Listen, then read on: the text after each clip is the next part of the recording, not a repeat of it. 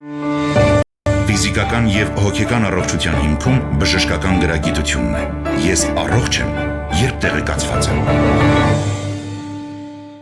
Ողջույն հարգելի ունկնդիրներ, Հանրային ռադիոյի եթերում ենք, ես առողջ եմ հաղորդման շրջանակում, առաջիկա 30 րոպեներին ձեզ համար կաշխատի Լուսի Քոչարյանը, նշեմ այն բոլոր տարբերակները, որով կարող եք մեզ հետևել, դրանք են arm.radio.am կայքի on-line ռեժիմը, live stream-ի տարբերակը եւ տեսագրություն ձայնագրությունների բաժինը, ես առողջ եմ բաժնում, տեղադրվում են նաև այս տարբերակով, հրավիրում եմ նաև Facebook-յան հարթակ, հայատար գրված Հայաստանի Հանրային ռադիո Facebook-յան էջ եւ այստեղ նույնպես մեզ կկարողանաք եւ դիտել եւ լսել live stream-ի տարբերակը կա։ Իդեպ կարող եք նաև հարցեր թողնել, մեկնաբանությունները բաց են, ես հետևում եմ, հետաքրքիրները, արդիականները կուղեմ այսօրվա մեր հյուրերին։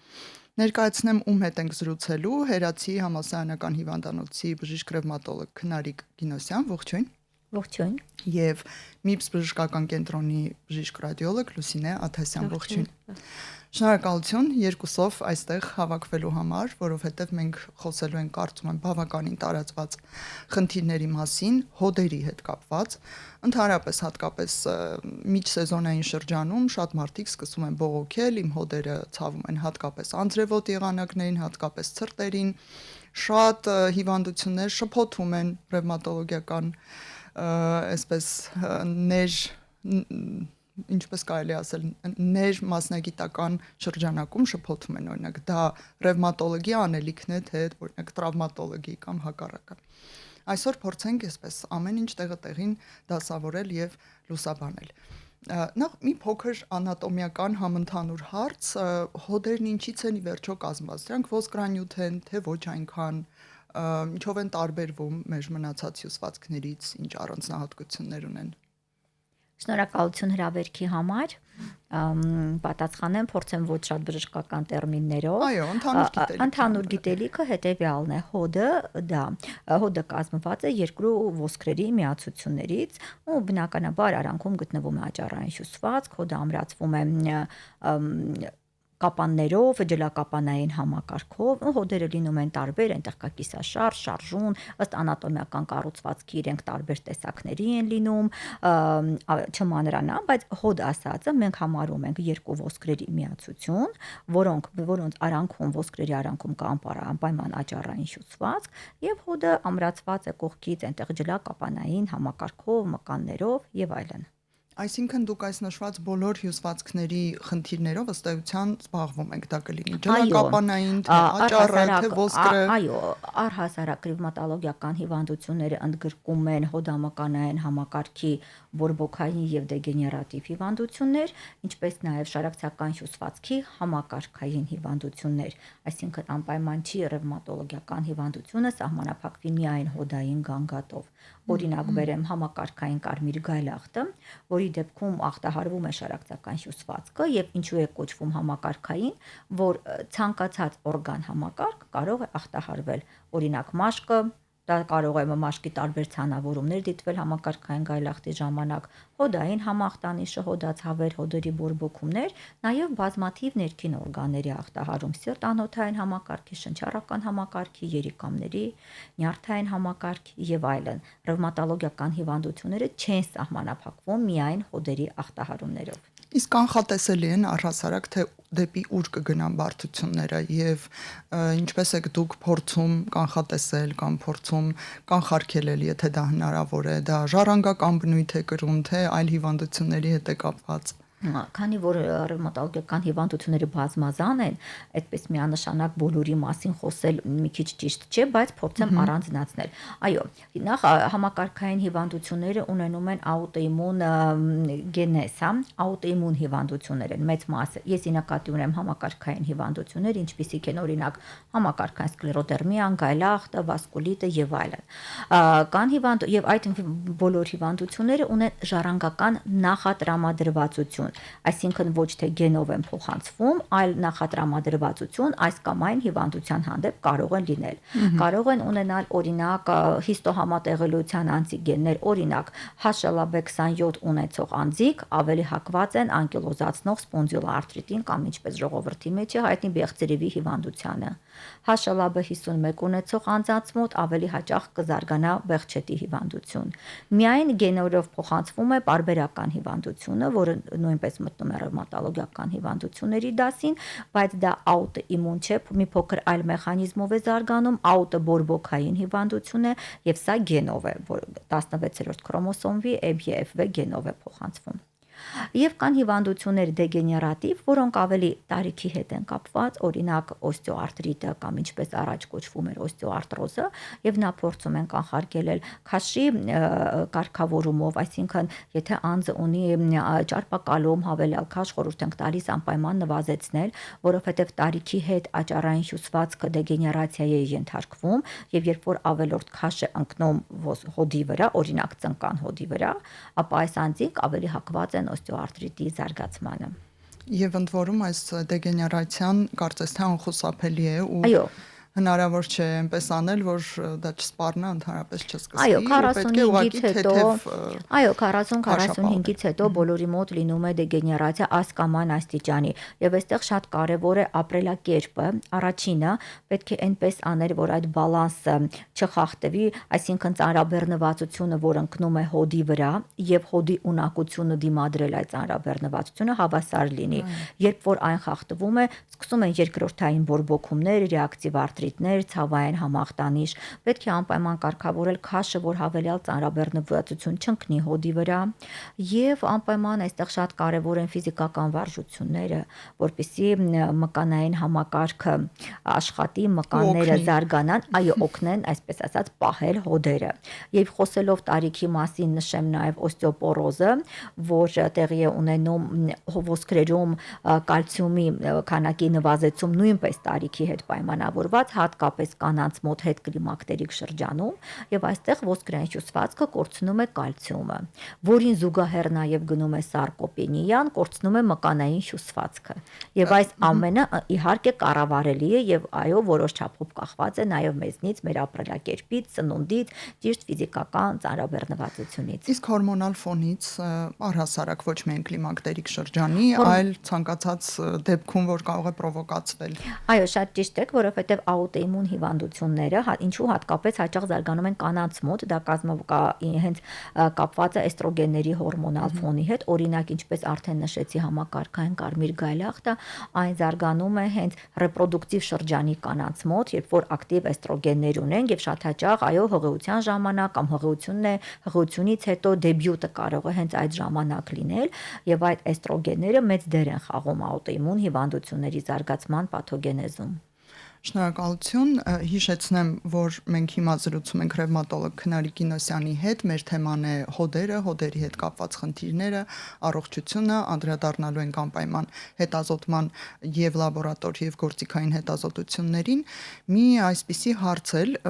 Ինչ կանգատներին մենք պետք է ուշադիր լինենք, որպեսզի մեր մտքով անցնի ռևմատոլոգիական խնդիրը եւ մենք օրինակ հասկանանք պետք է դիմել հենց բժիշկ ռևմատոլոգի կամ եթե թերապևտը այդ կանգատների դեպքում ուղղորդում է բժիշկ ռևմատոլոգի, որոնք են այդ տանգավոր զգացումները։ Շատ կարևոր հարց եք բարձրացնում, որովհետեւ շատերի մոտ այն թյուրն բռնում է, որ ռևմատոլոգի պետք է դիմել, երբ որ ունի միայն հոդացավ։ Այո, հոդացավերի դեպքում բնականաբար պետք է դիմել, չանտեսել, որովհետև հոդացավերը կարող են լինել տարբեր բնույթի, թե բորբոքային, թե դեգեներատիվ եւ ժամանակին, եթե չախտորոշվի, այդ հոդացավը կվերածվի հոդերի բորբոքման եւ ոչ միայն մեկ հոդի, այլ տարբեր հոդեր կընդգրկվեն։ Իհարկե հիմնական գանգատը բնականաբար հոդերի ցավը, հոդերի այտուցվածությունը, շարժումների սահմանափակումը։ Սակայն նաեւ ողնաշարի ցավը, որովհետեւ ունենք բորբոքային ողնաշարի բորբոքային հիվանդություններ, ինչպիսին է օրինակ բեղձիրևի հիվանդությունը, որ հանդիպում է երիտասարդ տղաների մոտ, ոչ մի անգամ պետք է չանտեսել, որովհետև դա կարող է չլինել ուղղակի ողնաշարի ցավ կամ պայմանավորված դեգեներատիվ խնդիրներով, օստեոխոնդրոզով, այսպես կոչված, կամ սպոնդիլոարտրոզով, այլ լինի հենց անկիլոզացնող սպոնդիլոարտրիտ, եւ շատ կարեւոր է այդ հիվանդությունը ախտորոշել վաղ ժամանակաշրջանում, որպեսզի այնուհետև դեֆորմացիաներ, այսպես ասած, բամբուկի փայտ կամ տարբեր դեֆորմացիաներ ողնաշարի չառաջանա։ Բայց բացի հոդային գանգատներից, ինչպես արդեն նշեցի, ռևմատոլոգիական հիվանդություններն ունեն համակարգային բնույթ եւ հնարավոր է օրինակ հիվանդությունը սկսվի մաշկի ցանավորումից, դեմքի շրջանում, մարմնի բաց հատվածներում, որոնք ուժեղանում են արևից։ Այդ դեպքում անպայման պետք է դիմել ռևմատոլոգի։ Բայց կդիմեն մաշկաբանի։ Կդիմեն մաշկաբանի, այո, եւ այդ դեպքում մաշկաբանը, եթե չախտորոշի օրինակ ռոզացեա կամ չգիտեմ մաշկային այլ դերմատիտներ, կամ տեսնի, որ ռեֆրակտերը բուժմանը չի ենթարկվում, գրագետ մաշկաբանը անպայման ուղղորդում է ռևմատոլոգի մոտ, որ ժխտի համակարգային կարմիր գայլախտը։ Իսկ դուք գոհ եք թիրախային ճիշտ ուղղորդումից մեր օրերում, մեր բժշկական առողջապահական ոլորտում։ Ձեր կարծիքը իհարկե անուններ չենք տալու միևնույն է։ Ձեր տպավորությունը, որովհետև դուք փորձառու եք։ Ամենք ունենք շատ գրագետ բժիշկների հարկ է, հենց նույն մաշկաբանները կամ հարակից մասնագիտությունները կարողանում են կասկածել, ուղղորդել, ուղղակի այստեղ նույնպես կարևոր է ճիշտ բժշկի մոտ ընկնելը եւ ժամանակին դիմելը։ Օրինակ, եթե պացիենտը ունենում է հաճախակի վիժումներ, անցնեմ հոդային համախտանիշից եւ պատճառ չեն գտնում, ստուգում են գինեկոլոգիական խնդիրները ժխտում են, այստեղ նույնպես կարող է հիմքում ընկած լինի ռևմատոլոգիական խնդիրը, օրինակ հակաֆոսֆոլիպիդային համախտանիշը, ինչը պետք է նշեմ, որ այսօր այո մեր գինեկոլոգները շատ զարգացած են այդ ուղղությամբ եւ հաճախակի վիժումների պարագայում իրենք ուղղորդում են ռևմատոլոգի մոտ, որպեսզի ժխտել հակաֆոսֆոլիպիդային համախտանիշը։ Կամ գոնե խորհրդատվություն, խորհրդակցություն Այո, կամ հաճախակի, չգիտեմ, սերոզիտները, պլևրիտների զարգացումը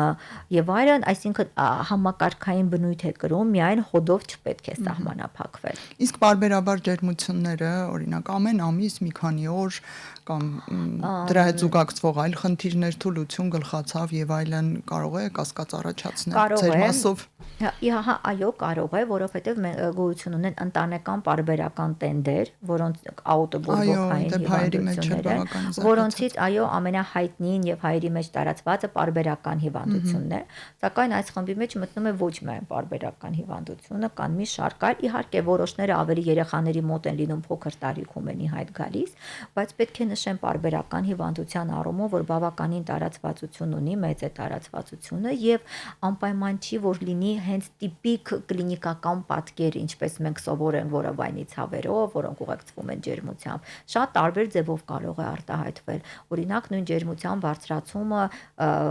աղջիկների մոտ դաշտանից առաջ ամեն ամիս, որ ուղեկցի ցավով ջերմության բարձրացումով, կան մարդիկ, ում 40 տարեկանում նոր է ախտորոշվում, անպայման չի տիպիկ կլինիկական պատկեր ունենալ։ Պետք է ուշադիր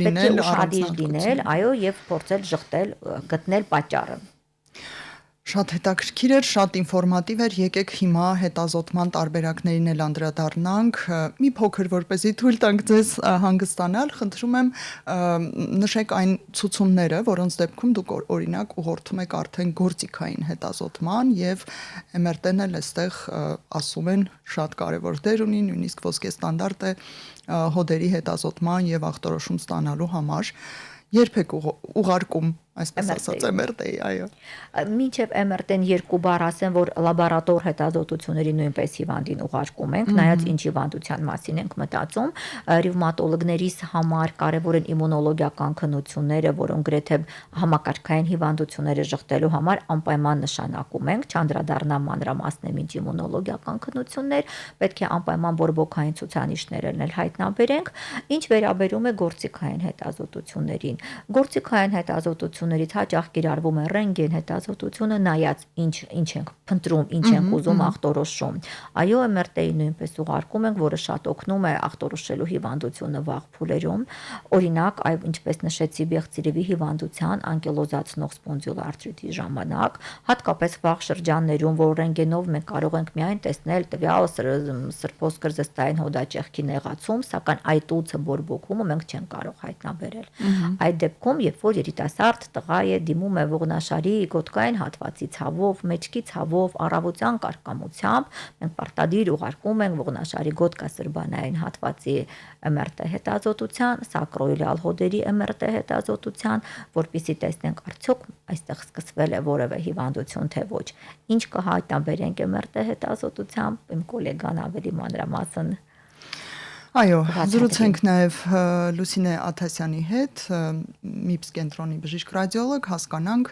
այդ ձեզ մոտ հայտնվեց պացիենտը, հիմնականում ինչպես հասկանում եմ բժշկի ցուցումով, ուղղորդմամբ, որովհետև տեղից էլ բարդ է հասկանալ ռևմատոլոգիական խնդիր կա թե չէ, հոդի MRT պետք է թե չէ, ենթադրում եմ մարդկանց մտքով այնպես չի էլի, որ զարթնում են եւ գնամ մի հատ գլխի MRT անեմ, տեսնեմ ինչ է կատարվում, սա ավելի հաճախ է հանդիպում։ Ձեզ մոտ հայտնվում են ուղղորդումով եւ արդյոք սա մեկ տեսակի MRT է, թե կարող ենք խմբերի բաժանել, միգուցե ռեժիմներով հատուկ կամ ընդհանուր, ինչպես եք մասնատում եւ ինչպես եք հետազոտում։ MRT հետազոտությունը ընդհանուր առմամբ նախ սկսեմ ինչ ինֆորմացիա է մեզ տալիս անկախ հատվածից, այստեղ ավելի մանր ստրուկտուրաները եւ փափուկ հյուսվածքներն են ավելի լավ վիզուալիզացվում, ոչ միայն ոսկրերը, ինչպես մնացած գործիքային մեթոդներով, գնահատվում է ամբողջ մկանային համակարգը, կապանային համակարգը, հոդերի դեպքում նաեւ հոդաճառները, մենիսկները, նույնը նաև վերաբերում է ոչ միայն հոդերին, այլ նաև ողնաշարի բոլոր հատվածներին, հա, եւ դա է MRT-ի գլխավոր կետը, հա, այսպես ասած, եւ նշանակությունը, որ եթե որևիցե գանգատներ առաջանում են կամ հիվանդությունը նոր է զարգանում, հա, ինչպես բժշկուհին նշեց վաղ փուլերում, առաջին փոփոխությունները հնարավոր է տեսնենք, գտնենք միայն MRT հետազոտությամբ։ Իսկ առաջին փոփոխություն ասելով մենք ինչ մանրության, ինչ փոքրության, ինչ աստիճանի նոր սկսվելու մասին ենք խոսում։ Օրինակ, հա, վերցնենք նույն բեղցերևի հիվանդությունը, եթե դեռ հիվանդությունը նոր է զարգանում, այսինքն դեռ այնքան չի զարգացել, որ առաջանա հոդաճեղքի նեղացում, ոսկրային համակարգի փոփոխություններ, հա, նույն անկիլոզ ասվածը, կարծես թե ռենտգենով ամեն ինչ նորմալ է, հա, կամ համակարգչային շերտագրությամբ, բայց MRT հետազոտության պարագայում կարողանում են գնահատել ոսկրածուծը, որի սուբխոնդրալ, հա, հատվածներում փոփոխությունները առաջինը այդ հատվածներում են առաջանում, հատկապես զստասրբանային հոդավորումների շրջանում, եւ սա արդեն միակ մեթոդն է հանդիսանում, որը որ վիզուալիզացնում է այդ փոփոխությունները, հա, ամենավաղ շրջաններում։ Մինչև, այո, կամ կհերքվի, կամ կհաստատվի, իհարկե լաբորատոր հետազոտությունների համադրությամբ եւ ռևմատոլոգի կլինիկական ախտորոշման հետ մեկտեղ, բայց դեռ հիվանդության ամենավաղ փուլերում հնարավոր է նոր առաջացող փոփոխությունները հայտնաբերել, գնահատել եւ արդեն բուժումը վաղ սկսել, որպեսզի չհասնի, հա, անկիլոզին կամ հոդերի այնպիսի փոփոխություններին, որոնք որ արդեն անդառնալի կլինեն եւ հետագայում ավելի բարդ կլինի բուժման հարցը։ Իսկ ամենահաճախը որ հատվածի, որ հոդի MRT-ն են այսպես գալիս ստանալու, հետեւաբար մենք կպատկերացնենք երևի թե որ հատվածի հոդն է ամենառիսկային է եւ ամենա այդպես ծարաբեռնված է, թե կարելի ասել։ Հիմնականում խոշոր հոդերն են առավել հաճախ հետազոտվում, նույն ծնկան հոդը, ուսահոդը, սրունքթաթային հոդը, ինչպես նաև զստասրբանային ու կիսահոդերը, հոդավորումները եւ ողնաշարի գոտկասրբանային հատվածը, բայց սա ողնաշարի MRT-ն չի, թե այստեղ ուրիշ բան է։ Մենք ունենք նաև ողնաշարի ողերի միջև, հա, միջհոդայի միացություններ, որոնք նույնպես գնահատվում են արտրիտների ժամանակ, նույն բեղցիրևի հիվանդության ժամանակ, նաև այդ մանր հոդերն է գնահատվում, ավելի հազվադեպ արդեն մանր հոդերն են հետազոտվում, նույն սկսած ֆալանգների, հա, միջֆալանգային հոդերը, դաստակի, նախադաստակի կամ ոտնաթաթի հոդերը, եւ թե հաճախականությամբ ավելի շատ խոշոր հոդերն են։ Մասնատված են արդյոք հատվածների, այսինքն պետք է գալ եւ բոլոր հոդերի MRT անել, թե հատված առ հատված դրանք հատուկ ռեժիմներ են, թե ոչ, մի փոքր կարող եք պատմել հասկանալու համար։ Հա, յուրաքանչյուր հիվանդության կասկածի դեպքում նա գոյություն է ստանդարտ մեթոդներ, հա, ստանդարտ ռեժիմներ, որոնք այսպես թե այնպես պարտադիր պետք է կիրառվեն։ Եթե process-ի ընթացքում հա հետազոտման կասկած է լինում արդեն կոնկրետ հիվանդության կամ հիվանդությունների խմբի, ավելացվում են նաև հավելյալ ռեժիմներ։ Օրինակ նույն Բեղցերևի հիվանդության ժամանակ զստասրբանային հոդավորումների թիրախային հետազոտությունը, որը որ առանձին այդ հոդերով շերտեր են դրվում եւ առանձին ծրագրեր, հատկապես այսպես կոչված ճարպճնշող ծրագրերը, հաստիռ ասվածը, ֆեցե ծրագրերը, որոնք որ առաջին են թույլ տալիս հայտնաբերել ոսկրածուծի բորբոքային փոփոխությունները եւ հոդաճեղքի փոփոխությունները։ Կարևոր հարց, որը ես ուղղում եմ տարբեր MRT հետազոտությունների համար, տարբեր հատվածների, ինչ տևողություն ունեն սրանք, չգիտեմ, ցավում են թե ոչ, շատ հետաքրքրում է միշտ մարդկանց։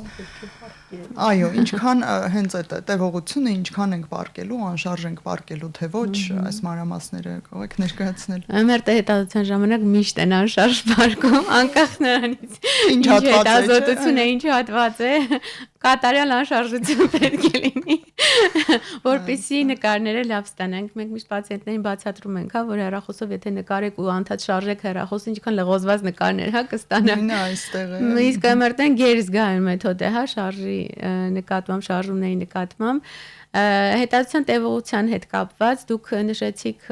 կարելի է առանձին հոդեր հետազոտել, թե ամբողջ հոդերը, թեորիապես հնարավոր է բոլոր հոդերը հետազոտել, բայց պացիենտի հանդեպ դա կլինի շատ անմարդկային վերաբերմունք, իրան այդքան պարկացնել ու ժամերով հոդեր հետազոտել։ Դրա համար ընտրվում է թիրախային հոդերը եւ հենց ռևմատոլոգի կողմից որտեղ որ կամ ավելի շատ գանգատներ են, ենթադրենք եթե երկու ծունկն են ցավում, կամ երկու ծնկների հետազոտությունը, կամ մեկ առավել ցավացող, այսպես ասած, հոդը, եւ կամ երկու տարբեր այլ հոդեր հնարավոր ամեն դեպքում, որպեսզի նաեւ պացիենտին հարմար լինի ֆիզիկապես այդքան անշարժ պարկելը։ 15 րոպեն է, 40 րոպեն է։ Մոտ 25 րոպեից սկսած մինչև 40 րոպե, եթե չի իրականացվում իհարկե նաեւ կոնտրաստ հետազոտությունը, որը որ հավելյալ ժամանակ է պահանջում, մոտ 10-ից 15 րոպե, դա էլ հիմնականում արդեն եթե ոչ միայն հոդային խնդիրներ են, այլ նաև մենք գործ ունենք գոյացությունների հետ, կամ որոշ հոդաբորբերի ժամանակ է մեզ ինֆորմացիա տալիս կոնտրաստ նյութի կիրառումը, նաև հազվադեպ, բայց նաև կիրառվում է այդ բարականերին։ Իսկ դա ով է իդեպ որոշում, արդեն բժիշկ ռադիոլոգը, թե թերապևտը ավելի շատ տեղում որոշում է բժիշկ ռադիոլոգի կողմից կոնտրաստի ներարկումը, բայց հազվադեպ։ Եկեք նշենք նաև այն հիմնական խնդիրները հոդերի հետ կապված, երբ ոչ թե մեկ անգամ պետք է գալիս գործիքային հետազոտություն, այլ նաև բուժման ընթացքում կամ ինչ-որ գործողություն, միջամտություն անելուց հետո, այլ կերպ ասած, դինամիկ հսկողություն սահմանելու համար, որոնք են դրանք։ Տեսեք, այստեղ նայած ինչ հիվանդության մասին է խոսքը գնում, նախ եւ առաջ սկզբնական շրջանում գործիքային հետազոտություն, դա կլինի ռենտգեն, թե սոնոգրաֆիա, թե MRT, կատարվում է ախտորոշումը հստակեցնելու նպատակով։ Իսկ ով է այդ դեպքում սահմանում վերջնական ախտորոշումը, ռադիոլոգն է ուղարկում, թե դուք սահմանում է ամեն դեպքում կլինիցիստը, որովհետև ախտորոշումը չի հիմնվում կոնկրետ որևէ մեկ հետազոտության հիման վրա։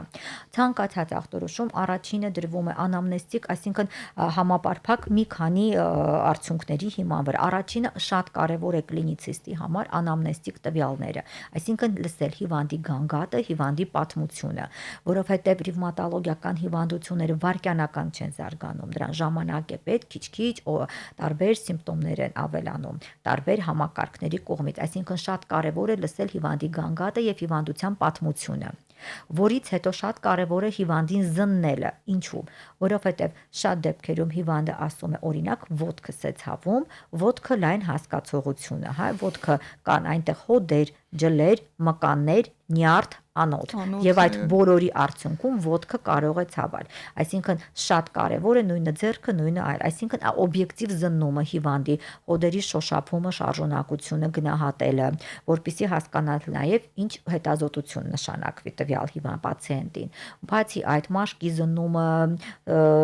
աուսկուլտացիան թոքերի, որպեսզի տեսնենք արդեն երբ որ հիվանդի գանգատը, պատմությունը եւ օբյեկտիվ զննման տվյալները միասին որոշակի արդեն պլան է կազմվում կլինիցիստի գլխում, այսինքն նախնական ախտորոշում ինչի մասին ենք մտածում։ Դրանից ելնելով արդեն նշանակվում է համապատասխան լաբորատոր հետազոտությունը եւ գործիքային, որը կատարելուց հետո արդեն ախտորոշումը դրվում է։ Դիցուկ դրեցինք ինչու, քանի որ այսօր շատ խոսեցինք սպոնդիլոարտրիտից անկիլոզացնող, դիցուկ դրեցինք անկիլոզացնող սպոնդիլոարտրիտ, այդ ամենի արդյունքում այնուհետև կլինիցիստը սկսում է բուժումը։ Այո, գնահատել է պետք արդյոք այդ ոսկրածուծի այտուցը, ինչպես նշեցիմ գոլեգան անցել է թե ոչ, ակտիվությունը նվազել է թե ոչ, բացի լսելով հիվանդի գանգատը, օրինակ 1 տարի հետո նորից կարող ենք նշանակել MRT հետազոտություն գնահատելու, բայց օրինակ հիվանդ ունի ռևմատոիդ արտրիտ, մենք ախտորոշեցինք ռենտգենով երկրորդ, երրորդ փուլ, բնականաբար 2 ամիս հետո պետք չէ ռենտգեն հետազոտություն անել, որտեղ 2 ամսից ոչինչ չի փոխվի։ Այսինքն կախված հիվանդությունից եւ ամենակարևորը ինչ է փնտրում կլինիցիստը, որ հետազոտություններ կան, այո, որոնք բարբերաբար կատարվում են։ Եվ ի դեպի տարբերություն ռենտգեն հետազոտության MRT-ն ճառագայթում չունի, չէ, եւ այստեղ վտանգավոր չէ օրինակ բարբերաբար կրկնել, եթե իհարկե կա ցուցում։ Կարող ամեն օր կրկնել, եթե կլինիցիստը դա կցանկանա։ Ինչպես կցանկանա կլինիցիստը։ Այո, վտանգ է հղիների դեպքում էլ է կիրառվում, երեխաների, այո, բացարձակական վտանգ է զուտ մագնիսական դաշտ է, որը որևիցե ազդեցություն չի թողնում հյուսվածքների օրգանիզմի վրա։ Մի հաճախ հնչող հարց ուղեմ, արդյոք ճիշտ է, որ ցանկացած ռևմատոլոգիական հիվանդություն ըստ էության քրոնիկական է եւ չի բուժվում, այսպիսի կարծիք էլ կա պատտվող էլի, որ եթե ընկար ռևմատոլոգի մոտ կներեք ժողովրդական ձևակերպման համար վերջ դու մինչև կյանքի վերջ պետք է հսկվես։ Հիմա այսպես հանդիպակաց հարց տամ, իսկ որ հիվանդությունն է քրոնիկական մինչև վերջ բուժվում։ Օրինակ ինֆեկցիան քրոնիկական չի։ Օրինակ, այդ է ուզում ասել, քրոնիկական մարդն ունի զարկերակային հիպերտենզիա, ինչ է անում։ Կարգավորում է դեղը խմում, որպեսզի ճնշումը կարգավորվի։ Ունի շաքարային դիաբետ, ինչ է անում, գլուկոզան է։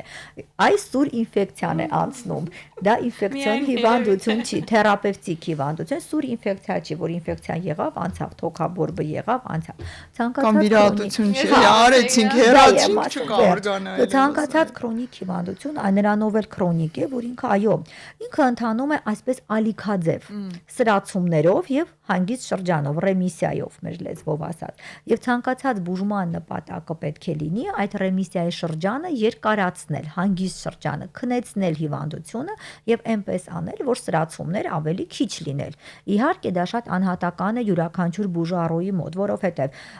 մի պացիենտին այս դեղամիջոցն է օգնում կամ այդ հանգիստ շրջանը տևում է ամիսներ, տարիներ, մեկի մոտ ավելի ամեն ամիս սրանում է։ Դա կախված է շատ գործոններից, նպաստող պայմաններից, հիվանդության ագրեսիվությունից, ինչ արագությամբ է հիվանդությունը ընթանում։ Այսինքն քրոնիկ հիվանդը միշտ պետք է գտնվի իր բժշկի հսկողության տակ եւ այո, պարբերաբար սրացման ժամանակ բուժման տակտիկան մի քիչ ավելի ագրեսիվ է լինում, փոխվում է։ Հանգիստ պերիոդում ավելի դեղորայքը քչանում է, ավելի այլ ձևով է վարվում հիվանդը։ Եվ ամենակարևորը պետք է կանխարգելել հնարավորինս ապագա սրացումները։ Եվ հաջորդ էլի հաճախ հնչող հարցը, որ խնդիրներն են, որոնց դեպքում կարող է հարցը հասնել վիրահատական միջամտության։ Կարող եք նշել մի երկու բան։ Այն խնդիրներն են, երբ որ արդեն հոդերում օրինակ զարգանում են անդարձելի փոփոխություններ, անկիլոզ։ Այսինքն հոդաճեղք գրեթե չի լինում, ոսկրերը կպնում են միմյանց եւ շարժում չի լինում, այդ դեպքում հոդի էնդոպրոթեզավորում են կատարում, որը բավականին լավ արդեն մեր երկրում կատարվում է։ Իհարկե մանր հոդերի դեռ չի կատարվում, չնայած կան որոշ կլինիկաներ, որոնք օրինակ առաջի այս նախադաստակ, դաստակային հոդի էնդոպրոթեզել են անում, բայց ավելի քիչ, բայց խոշոր հոդերը, հիմնականում ծնկան հոդերը, կոնքազդրային հոդերը բարեհաջող կատարում են էնդոպրոթեզավորումներ։ Օրինակ շատ հաճախ այդ օստեոարտրիտների, օստեոարտրոզների դեպքում, կոքսարտրոզների, գոնարտրոզների, երբ որ արդեն 4-րդ փուլ է լինում եւ հոդաճառը այնքան է դեգեներացիայի ենթարկվում կամ մաշվում, ինչպես ժողովուրդն է ասում, ոսկրերը կպնում են իրար, հոդաճառ գրեթե չի լինում, այսինքն շարժումը գրեթե շարժում չի լինում, ֆունկցիայի անբավարարություն է դիտվում եւ 4-րդ աստիճանի եւ հիվանդը այո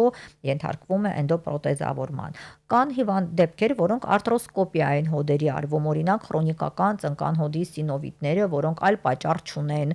որոնք չկան ռևմատոլոգիական հիվանդություն կամ արդեն այնքան խորացել, որ ռեֆրակտեր են չեն ենթարկվում բուժման, արթրոսկոպիա են անում, կամ մենիսկի վնասում, որի պատճառով անդադար հոդը բորբոքվում, այսինքն հիմքում չկա անկած որևէ քրոնիկական հիվանդություն, բայց ռեցիդիվող կրկնվող հոդաբորբ է լինում, մենիսկի վիրահատություն են անում, ու ավելի տրավմատիկ ջլակապանային համակարգի եթե փոփոխություններ են լինում։ Բայց հիմնականում արդյունավետ են, ծառայում են մարդուն տարիներ շարունակ։ Այո, եթե ժամանակին դիմեն կոնկրետ ռևմատոլոգիական հիվանդությունների դեպքում, եթե հոդերի բորբոքման պատճառը ռևմատոլոգիական հիվանդություններն են, բավականին լավ ենթարկվում են բուժման ժամանակին դիմելու դեպքում։ Բնականաբար, եթե անկելոզի փուլում դիմի ռևմատոլոգը ինչ կարող է անել, եւ այստեղ մի երկու բառ ուզում եմ ասել, որ այսօր մենք ունենք բավականին լավ դեղորայք, այդ կենսաբանական դեղորայքի դարաշրջանն է ամբողջ ռևմատոլոգիայում։